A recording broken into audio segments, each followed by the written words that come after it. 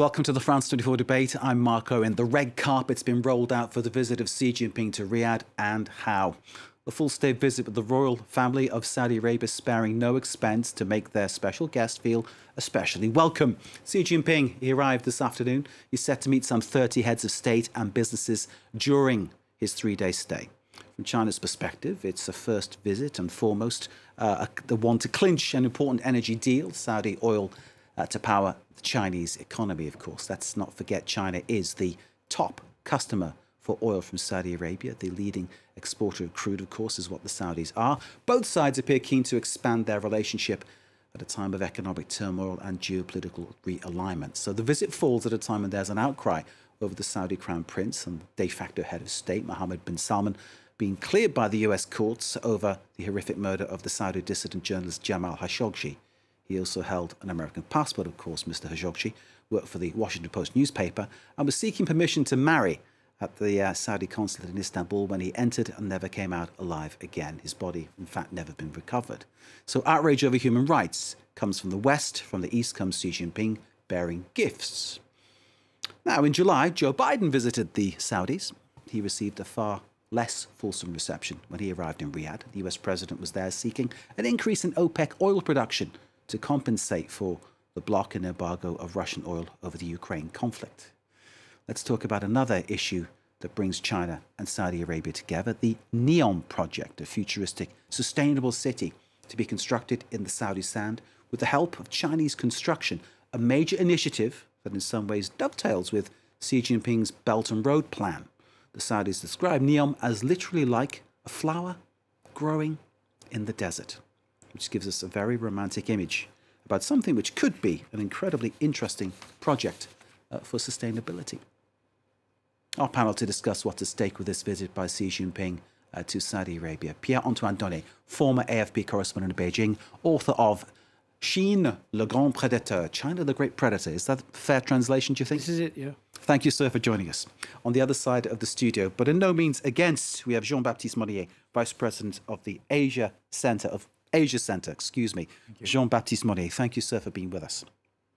Joining us by Skype from London, Ali Shihabi. Ali Shihabi is a Saudi analyst. Ali, thank you very much for being with us, sir. We'll be with you in a moment. My pleasure. And last but not least, joining us from Washington, Xiangyuan Liu, who is from the Council for Foreign Relations. Thank you very much for being with us, Xiangyuan. We'll bring you in a second. Before I let the panel loose, let's take a look at this report on the visit. Beijing hails it as its biggest diplomatic effort in the Arab world. China's President Xi Jinping lands in Riyadh, welcomed by the Saudi delegation, as the Gulf country seeks to broaden ties, stretching further than its current links with the West. We hope that the summit will provide an opportunity for both sides to explore ideas to further develop their association, lay out the blueprint for future cooperation, and usher in a bright future for the China-Arab strategic partnership. 3 days during which the Chinese president will not only meet with the Saudi king and Crown Prince Mohammed bin Salman, but also take part in a meeting with members of the Gulf Cooperation Council. The visit comes at a time where ties between the United States and Saudi Arabia have weakened. The Gulf country's long-term economic ally has criticised the OPEC oil partnership. Led by Saudi Arabia and Russia, it's agreed to continue production cuts, which are set to financially benefit the Kremlin. At the same time, Saudi Arabia is less trusting of its security agreements with the United States, and a display of close ties with China may pressure Washington into warmer relations with the kingdom. That was James Vassina with that report. So the visit is going on, and our panel is here to discuss what it means. Pierre-Antoine, can I bring you in first? Pierre-Antoine Donnet, former AFP correspondent in Beijing. Why is this important to China? Give us a sense of what it means for Xi Jinping to be going down those steps in Riyadh and being welcomed so well by the Saudi royal family. It's actually crucial for China, especially for Xi Jinping. I believe it's the second or the third visit of Xi Jinping in 3 years since the beginning of the COVID. Why is it important? First of all, the economy in China is falling apart. Prediction by experts will have the GDP growth around 2.5%, maybe 3%, but no more. And this is the first time in more than 30 years. So China needs foreign help. China needs a foreign market. And the second reason is that actually, talking about foreign market, you see that the West is now turning more and more suspicious about China because of the political system there and also many other reasons. So this is why I think it's crucial for Xi Jinping. Okay, any number of reasons perhaps why the West might be suspicious of China. We can go through all of these, of course, as we go through the programme. Jean-Baptiste Monnier of Asia Centre, can I bring you in to give us a sense of why you think this is so important for Xi Jinping to make an impact in Saudi Arabia? I mean, clearly there's a relationship already there. There is, and the former presidents have visited, each of them. Late Jiang Zemin came to Saudi Arabia, and so did Hu Jintao. But this time, I think there is a more ambitious plan. Yes, it's about energy, but not just energy. There is, as you said, geopolitical insights and really a new structure that China would like to build across the world with multiple alliances, regional alliances that are indeed heading to face the United Nations systems. And so in building that, there's an opportunity for them to meet not just with Saudi Arabia, but also with a group of Arab nations there, meeting together with this area in the world, which is obviously geopolitically strategic now. Okay, so a sign of change happening and cooperation on certain levels, but obviously raising questions in other areas about what it actually means. Thank you, sir, for now. Let's go to London. Ali Shahabi, analyst of all things Saudi Arabia. Ali, thanks for being with us. We appreciate your time. I'm letting you loose to tell us why this is important, why this visit of Xi Jinping to Saudi Arabia means so much to the Saudi Arabians. Tell us why. Well, like any business, your largest customer is extremely important. And China is the largest customer of Saudi oil. Now, that has developed also into Saudi investments in petrochemicals and refineries in China, Chinese investments in the refining sector in Saudi Arabia, very large amounts of trade. And there is a military relationship that began in 1990 that has been energized over the last 5 years in sort of niche areas, particularly ballistic missiles and in drones. And of course, China is a country that has weight with other Middle Eastern countries like Iran, and that carries its own benefits also, because the Chinese are seen as being a positive influence on Iran. It's in China's interest for the Gulf to be stable. They get such a large percentage of their oil from the Gulf. So for all these things, really, and the multipolarity that the Saudi government under King Salman and the Crown Prince Mohammed is pursuing, which realizes that while America will retain its importance and will always be an important partner, America is less reliable than it used to be in terms of its commitment to security, its commitment to deploy forces, its willingness to take these sort of risks. And so while nobody can replace America exactly, you can replace America partially in different ways by building different relationships with different powers across the world, primarily, obviously, China and India and Russia and the UK and France and Europe. So all that comes together, really. I mean, this is a visit that really is crowning a very strong strategic relationship that has developed over the last few years. So it's really the cherry on the cake, if you want. I mean, it's a confirmation that the relationship has become very close. And I think that is an irreversible step on behalf of Saudi Arabia, really. Ali, thank you. We wait to see how that cake turns out and how it tastes. But of course, we can talk more about that as we go through the debate. Thank you, sir, for giving us that sense of how this is being seen in Riyadh. Waiting for us in Washington, Xiongguang Liu from the Council for Foreign Relations. Xiongguang, thank you for being with us again here on the debate. It's always a pleasure having you with us. In terms of the noises this visit is creating in Washington, clearly there is a sense there that Xi Jinping is getting a better kind of treatment than Joe Biden got when he went in July. Yes, absolutely. And thank you again for having me. It's always a great pleasure to joining the debate.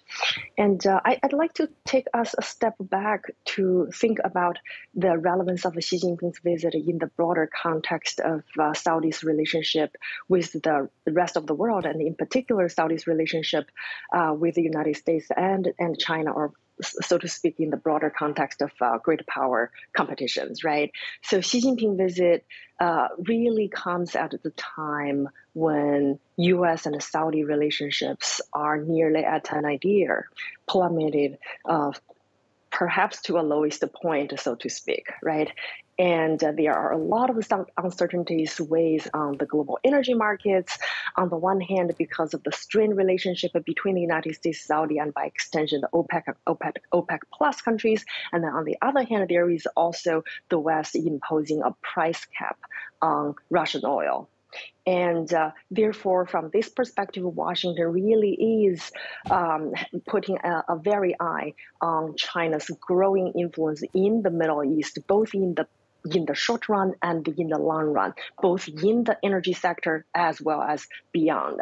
And if we think about it, this year, 2022, this year actually began with a highlight of a China-Saudi, or so to speak, China Gulf Cooperation Council relationship, right? Remember in January when China was getting ready to celebrate the Spring Festival despite COVID, the foreign ministers of Saudi Arabia, Kuwait, Oman, and Bahrain, as well as the Secretary General of the Gulf Cooperation Council, they all traveled to Beijing for an unprecedented visit. And then almost at the same time, foreign ministers of Iran and Turkey also arrived in China for some sort of like an overlapping visit.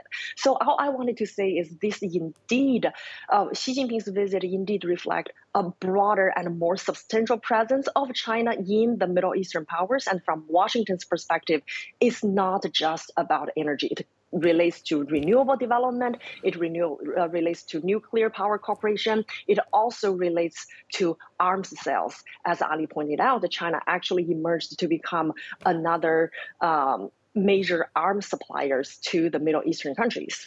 So I'll just stop there. So as I'm actually going to press on with you, please, Zhongguan, if you don't mind. As there's a pressure on the US to sell fewer arms to Saudi Arabia, China can fill that gap.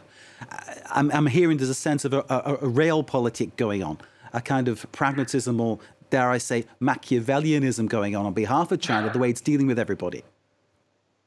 So I'm not exactly sure I would use the term Machiavellianism, but I'm sure that that from a certain Chinese perspective that is definitely a praise. But what I see here is really a real pragmatism. On the one hand, China recognized the importance of the Middle East for China's economic revitalization, especially as China relaxes COVID rules. And then on the other hand, there is a potential vacuum that as the United States playing a less important role in terms of both energy consumption and on the other energy import from the region. And then on the other hand, local partners started to become more suspicious about U.S. commitment in the region. Therefore, a lot of these potential power vacuums that China can potentially step in probably is one important reason driving Xi Jinping's visit to the region. And then on top of that, a very much pragmatic aspect of that would be the long stagnated FTA free trade agreement negotiation between China and the Gulf Cooperation Council members. So it has been ongoing for more than a decade. And with the beginning of this year, all these foreign ministers visited to China. Now the negotiations started to come online again. And this time, because the Saudi king invited President Xi Jinping to attend not just the Saudi summit with China, but also two additional summits, including a summit with the GCC members. Therefore, I do think there might be a lot of positive, along the lines of investment and trade coming out of this summit, this series of summits. Zhongguan Liu in Washington, bear with us, please, and thank you for those thoughts and that analysis. Zhongguan Liu from the Council of Foreign Relations. Let's get back to the studio We've got the former AFP correspondent Pierre-Antoine Donnet, and from Asia Center, Jean-Baptiste Monnier. Jean-Baptiste, Pierre-Antoine, we heard a lot of things there, and a lot of reflections on what this visit means. And obviously, COVID was mentioned by Jean-Guan, the importance of China coming out of the lockdown, its zero COVID policy, something that perhaps is at play about on the economic misfiring that's happening in China. What I just heard is a brilliant analysis. I would add that if you look at the global factor, it's a give and take system. On the Saudi side, playing the China card to some extent would also mean a signal for Washington to get more from the United States. And from Xi Jinping, it's about the same. Xi Jinping is having problems with the United States for years and years, and now it has also problems with Japan, with South Korea, with Australia, and also from the European Union. So playing this card is also showing Washington that, hey, we, the Chinese, we have some leverage. You have to consider that. Now, talking about COVID, it's also a way for Xi Jinping to assert his powerless, how powerful he is, being received by so many world leaders in the Middle East in a period where he has been challenged in the streets in many Chinese cities, where you had hundreds of young people shouting down with Xi Jinping and down with the CCP. So yeah, so it's very important for him. And also, you mentioned the Belt and Road Initiative. The BRI is also on the crossroad, having a lot of countries which are now starting to resist this system, especially in Africa. So again, playing the Middle East is also very wise. Indeed. Belt and Road Initiative, BRI, you abbreviated. Right, I'll retain that one. Thank you.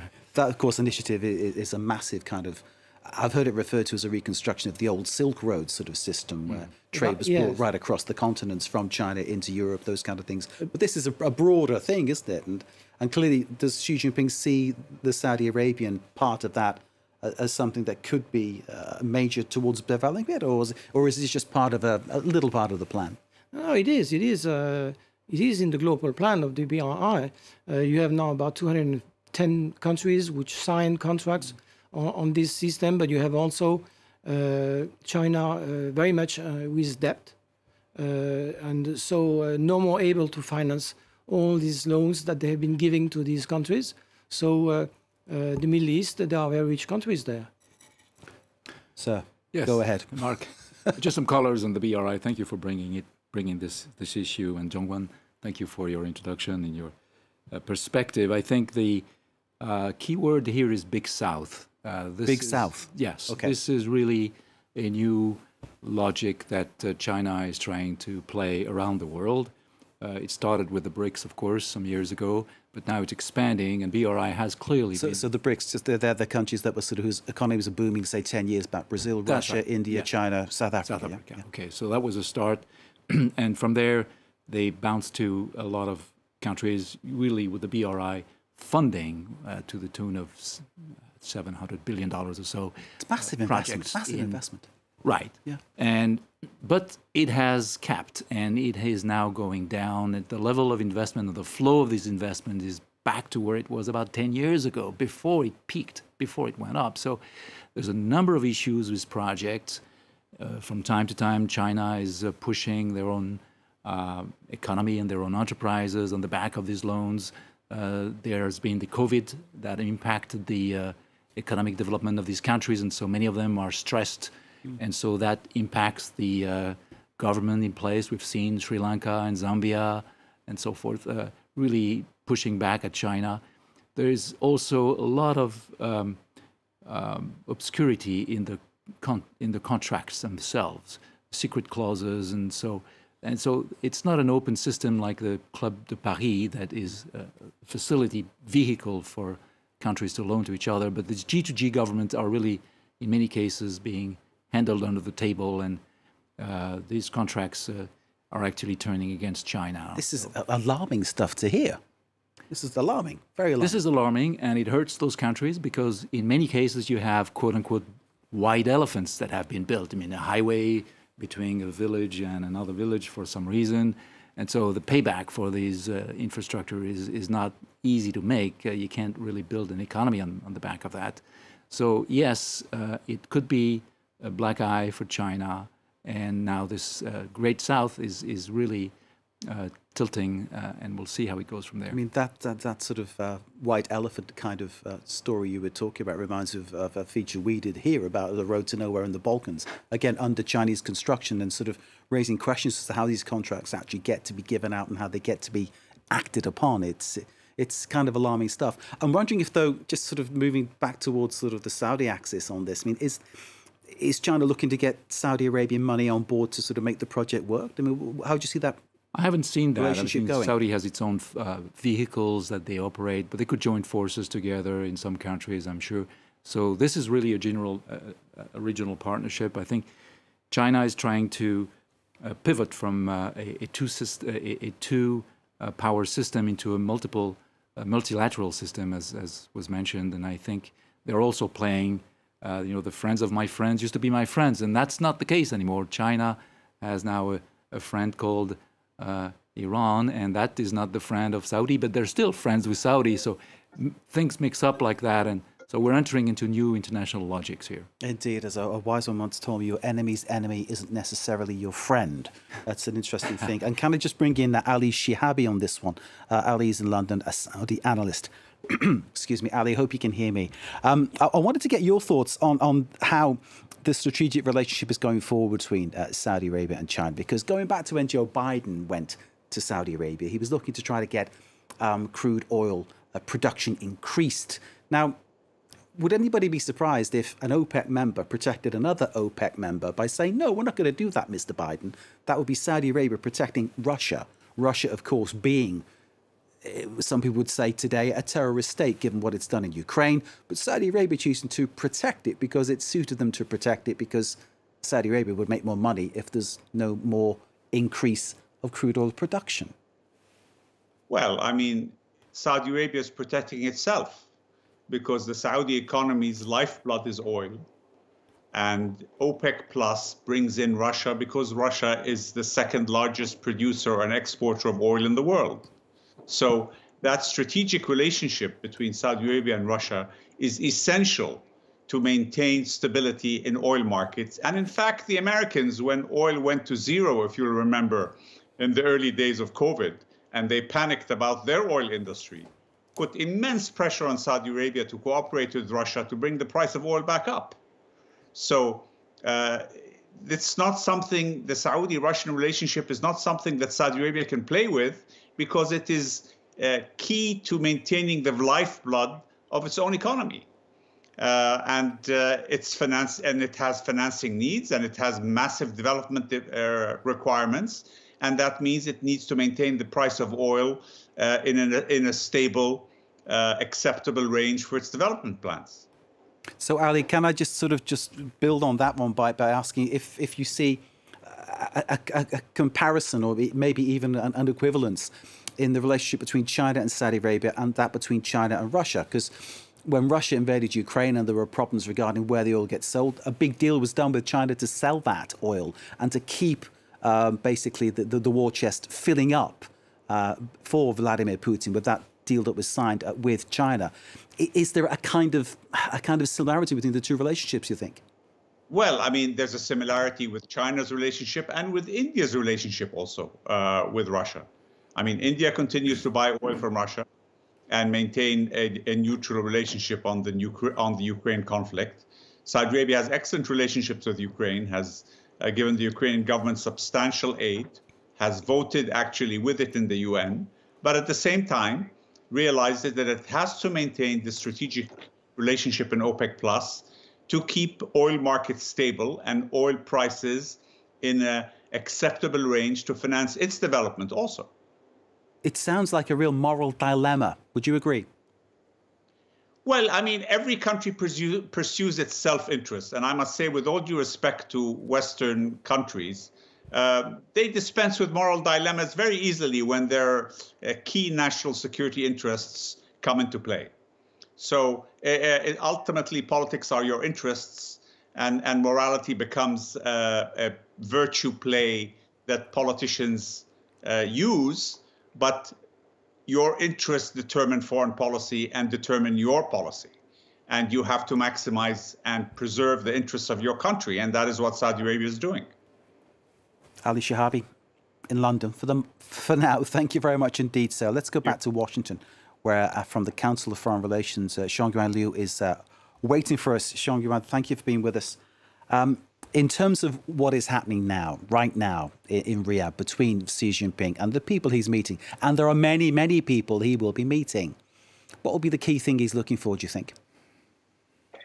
So there are a couple of issues that he would particularly be interested in. One is about the trade and investment, and it is expected that there will be a couple of major trade or investment deals being discussed during his trip. And then we keep this in mind, right? During Xi Jinping's visit to Saudi Arabia, this is not his first visit, as you pointed out correctly, but this is his second trip abroad since he got confirmed to rule China for a third term. So from his perspective, it's very, very important to make sure that this trip would bring both political success and economic benefit. And from that line, I would also wanted to echo our previous panelist's point with regard to strengthen the relationship, not just along the side of energy, but also more diversified perspective, because in all major Gulf economies, including Saudi Arabia, they all developed their own version, the so-called strategic version 2030, strategic vision 2035, all of which aim at diversifying local economies, right? So for now, Saudi Arabia being the largest oil supplier to China, that also means from a fiscal revenue perspective, given that Saudi's economy is not so much diversified. So that basically means oil revenue is relatively essential for Saudi Arabia. And having China as the largest consumer means it exposes Saudi Arabia and other major Gulf energy exporters as well, expose them to a little bit of physical dependence on their major consumers. Although, certain countries might be more physically dependent on China than others. However, that does speaks to the delicacy of this relationship. On the one hand, you want to maintain a good customer-buyer perspective relationship, but then on the other hand, you also want to diversify your economy. And this is also where China can potentially contribute, specifically because in the broader context of BRI, developing renewable technologies and renewable infrastructure, building new pipelines, and developing even nuclear power plant, and in particular, nuclear power plant, has all these issues are part of China's broader BRI vision. And Saudi Arabia in particular have been working with China on potential cooperation on nuclear power plant. And China is currently also building the largest solar farm in Saudi Arabia. So there are so many other aspects that China could potentially bring in. And all these potential deals, all these potential negotiations are going to be related to one or two or several Chinese state-owned companies. And you are talking about the entire supply chain inside of China. Therefore, this is going to be, if there are major trade deals coming out of this meeting and investment deals, it is going to be major for boosting or the domestic economic development, in particular revitalization, as China started to coming out of zero COVID lockdown. Xiangyuan Liu, thank you very much indeed. You mentioned nuclear technology transference there. I can recall back in 2008 when Nicolas Sarkozy was president in France, he went to China with among others, business leaders from Areva, the nuclear company, and they actually took that kind of technology and that kind of expertise to China back in the day. And now here's China transmitting that to other countries. It's a real sign of massive progress. I'm wondering as well about another axis in the world, being created as an alternative to Washington's stance on certain things, how a stance on Ukraine perhaps is viewed as a business decision rather than a moral decision. There are so many issues at stake on this whole topic, I think. But let's bring in our guests here in the studio, Jean-Baptiste Monnier from Asia Center. You had an observation to make. Well, I would just say nuclear is indeed a key issue here. Thank you for bringing this up. I want just to remind the audience that Korea has been supplying nuclear reactors to the UAE, and that's been a successful reactor. I think to this point there hasn't been major Chinese deployment yet internationally. Russia is absolutely key. They have sold to a bunch of countries, including Korea, and China is at this point, I think, pushing their reactors into Southeast Asia in particular. So this global war is global competition, I would say, is key. But this will take a long time. So this contracts, which obviously the Trump administration was trying to mess with at some point, are going to be serious now. I think there's a future for a lot of vendors in that, and I hope that France will and Europe will participate. Indeed. China, though, it seems getting a head start. Pierre-Antoine? I would like to get back to the political side. When I was posted for AFP in the Middle East for a few years, I visited a lot of countries there. And, there is a lot of hatred among these countries in this region. They are sitting on a volcano. And when you see Saudi Arabia and Iran, they're not particularly friends.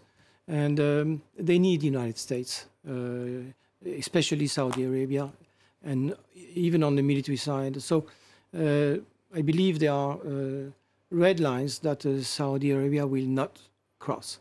But is there a sense that perhaps China is actually taking up more of that relationship, becoming a bigger partner, a more important partner? Well, again, I mean, if you look at the international aspect, the Middle East is actually perhaps the last avenue for China where to play. Talking about United States and even the Far East and also European Union. But there is another thing that I would like to talk about. Talking about the Uyghurs. We all know that there are at least 1 million people in camps with atrocities committed there. And this drama has been splashing around all over the world. And when you visit there, received by a lot of leaders, this thing may not be discussed openly, but if you look at the picture, almost all these countries have not addressed that at all. They have kept silent. And this is important for China, and especially for Xi Jinping, who is the main architect of the repressive actions against the Uyghur, to keep these countries silent. And there will be nothing mentioned about that in this visit. That's what you're saying? Absolutely not. And equally, from the other side of that, we've had, obviously, the decision by a US court to completely clear Mohammed bin Salman over the killing of Jamal Khashoggi. Yes. One can expect there'll be nothing said about that in the discussions. There'll be nothing said about human rights in Saudi Arabia. Exactly. And when you talk about Khashoggi, you have seen that Biden has done quite big steps towards Saudi Arabia, opening the arms to Saudi Arabia, which remains a very strong ally in the country and crucial for the United States' influence in the region. Okay, let's go to London, to Ali Shihabi, Saudi analyst, for more reflection on that one. Ali, earlier we were talking about the kind of realpolitik or Machiavellian nature of some of these discussions. And what we've just been talking about here in the studio is how certain things that are extremely delicate dossier to discuss, like the Uyghurs, like what happened, the horrific murder of Jamal Khashoggi, these things will basically not be mentioned at all in these discussions. Isn't that basically to the shame of everybody that happens? Well, I think there's an understanding between countries like Saudi Arabia and China that certain issues get discussed privately and not publicly. I think a lot of Western politicians selectively pick their morality subjects according to what has a minimal political cost to them domestically. So, I mean, the murder of Jamal was horrible, and it was a crime, and the Saudi government accepted its responsibility for that. But there are many, many crimes committed by all sorts of countries, including close allies of the US and Europe, that are not mentioned or are mentioned, in a very minor manner compared to something like Mr. Khashoggi's murder, which took place 4 years ago. So I think the Saudi government pursues a policy, which the Chinese government does also, which is that on these sort of sensitive issues, it discusses them privately with China.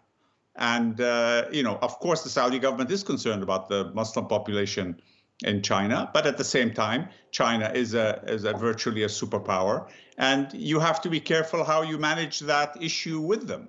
They have national security interests, and you have to respect that. So that issue and any related issues will be discussed privately, and there certainly will be no political posturing like you might get in other countries. Are you saying to me, Ali, that there will be some straight talking going on, that some home truths will be mentioned, that, for instance, Mohammed bin Salman might say to Xi Jinping, look, lay off our Muslim brothers and leave them alone?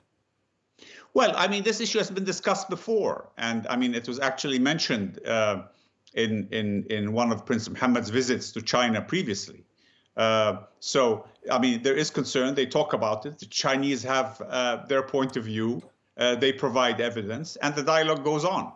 Now, I'm not privy to what goes on in those rooms, but I know that these things happen discreetly and not on the television screens. It's as simple as that. Ali, thank you very much indeed. Jean-Baptiste Monnier. Yeah, just a word on the Uyghurs. I give credit to the Chinese in some ways for silencing the Muslim states around the world. Nobody moved anything. But suddenly, a building gets on fire in Urumqi, and China goes up in flame. In China. Yes. So there is a risk. All I'm saying is that there is a risk if something else happens in Urumqi or in Kashgar or anywhere in Xinjiang province, that this could inflame the Muslim states and the Muslim people. That is a risk that China is dancing on. Indeed. Well, the denial of what's happening from Beijing, of course, is deafening in many ways. We have done a documentary on the situation here at France 24, as have many other organisations too. Before I bring in Jean-Yuan, Pierre-Antoine, you had something to add? Yeah, I mean, to follow up on the Uyghur thing, of course, the West and some countries have done also very bad things and sometimes atrocities around the world. But today, who is committing atrocities? We are talking about universal values, right? And what are these young people claiming for in the streets of Shanghai, Beijing, and Nanjing and other cities? Freedom. Freedom is the key word. And they were, showing to the people a white sheet of paper. The meaning is that we cannot say what we mean, but people will understand what we mean. So that time are changing also in China. I wouldn't say that this is going to be freedom there tomorrow. Of course not. It will take time. But the signal last week was very, very strong. It was a push that was unprecedented since the Tiananmen massacre in 1979. So this call on the streets for freedom, of course, it's almost come at the same time as the call for the end of the COVID lockdown. Yep. Right. And this is in spite of the fact that COVID cases are still happening and still going up there, but people are unhappy with this zero COVID policy where you get the slightest sniffle of anything and everything is thrown into lockdown, and anybody who is actually sort of in the vicinity is locked down too. So you see Xi Jinping going to Saudi Arabia. It's going to be more easy than going to the West because there is a kind of complicity between autocratic states. When you look at the Middle East, you have a lot of autocratic states where you have secrecy, opacity, and it's the same in China. Okay. Pierre-Antoine, thank you. Let's go to Washington, to the Council of Foreign Relations. Jean-Guan Liu waiting for us there. Jean-Guan, I hope you've heard what was been discussed. I mean, clearly, what I'm putting to you is the issue of human rights between these two countries. Are we getting the impression, and Ali said that it's all discussed privately and not in front of TV cameras, and, Ali may well be correct, but are we getting the impression that human rights is being basically swept under the carpet, basically hidden? So I have to admit that I'm not a human rights expert. Understood. But from what I read and what I learned, especially from a historical perspective, it seems that both the Chinese leaders and the Gulf leaders, they have always been very pragmatic. And China has, or generations of Chinese leaders have been very conscientious about Saudis and the Gulf leaders' suspicion. about the potential ideological, or for that matter, human rights influence that might come from not just China, but probably elsewhere. Remember, during the Cold War era, China and the Middle East did not have a good relationship because during Mao Zedong's period, Mao Zedong was very enthusiastic trying to export the communist revolution, and that really did not contribute positively for that matter between China's relationship and the Middle East. And for that matter, it was not until after Deng Xiaoping's economic reform and open up that when China signaled that, well, you know what, we are going to focus on pragmatic economic development. And that was the moment when Gulf countries and China established a diplomatic relationship. In other words, it was not until the 1993 or the early 90s that China and the Gulf countries established relationship. So given this kind of a track record, I would not be surprised that issues like human rights and for that matter, other issues related to ideological perspectives would not necessarily be discussed openly. You'd be thinking that basically what they'll do is they'll look at each other and go, okay, your business is your business, our business is ours. Let's do some proper business about contracts, money, resources, materials. So that probably is what is going to happen at the state banquets and the summit banquet. But then on the other hand, you can the PR language of that, right? The PR language for that would be, you respect mutual sovereignty, you do not interfere with each other's domestic politics or domestic affairs. So that's a different version of that. It's a different version, much more nicely put than the way I put it. Thank you, Xiongguan Liu from the Council for Foreign Relations. We're running into the dying seconds of our debate. Ali Shihabi, can I bring you back in from London, Saudi analyst, to give us a sense of how you feel this visit is going to go over the next 3 days? We're getting towards the dying seconds of our debate, sir. Give us your sense of how you think it will go. No, I think it'll go very well because, I mean, as I said, it's a culmination of a very strong relationship that has already been put in place. So it will be, the symbolism really of it will be very important because it will be confirming the existence of a very strong strategic relationship between the kingdom and between China. And does that strategy give Washington something to fear? Does it give Europe something to fear? Or is it an opportunity? I don't think it gives them much to fear. Some may be concerned about it, and there are issues sometimes about technology. The Americans have issues, for example, with 5G and Chinese technology, and Saudi Arabia has to make some hard decisions in that area. But Saudi Arabia will concurrently maintain very strong ties with Europe and with America to the extent that American political circumstances allow. But I think the issue with America is the structure of its political system. And the vagaries that develop through their electoral cycle that make their dependence on them, something that Saudi Arabia cannot afford to do anymore. Total dependence on them. Indeed. Ali, you mentioned 5G. We can see Huawei's headquarters in France just over the river from our offices. So it is something that is very much a topic on many people's minds. Ali Shihabi in London, thank you for the moment. Jean-Baptiste Monnier of Asia Centre. Your final thought on how this goes? I mean, clearly, we've mentioned that human rights perhaps is going to be completely ignored. Essentially, we're not expecting any big developments there. The Belt and Road Initiative clearly is something of importance to others. There's a major issue in the desert, this construction of a sustainable city. That is something that people can dream about, isn't it, I think? Sustainable is a big question here. I would question that. I mean, a mega project of this nature consumes a massive amount of oil and gas and energy, probably more than the small country. So I would say, however, just to step back, that this visit is so critical because of internal affairs, because of domestic affairs in China. He has to come back with a win. It used to be that 8% was the magic number for growth in China. They're superstitious, So now this is back down to 2.5, 3%. Perhaps we'll never know exactly. And the COVID has been really a terrific experience. China was going to be the first in and first out of COVID. It is now going to be the first in and probably the last one out of COVID. So he has some ground to catch on that. Final question to Xiongguan Liu in Washington. Just coming back to this sustainable city project, which is something which we're seeing a lot of cooperation between Saudi Arabia and China. Do you sense this is something that they can build on? Do you sense this is something that could be a I'll be grandiose, a gift to the world? I do believe so, because this would, on the one hand, Saudi Arabia and broadly speaking, a lot of major oil and gas exporting countries, they have the need to diversify the economy. And they have been targeting a lot of renewable sectors, such as solar and offshore wind. And those are actually, given the price point that China can supply, as well as the technological advancement, really we see a lot of synergies there. And even nuclear power is not necessarily so-called zero renewable, but it's still very much environmentally friendly and sustainable. And for Xi Jinping, he himself prioritized the export of nuclear power plants as China's energy export strategy. So he prioritized that.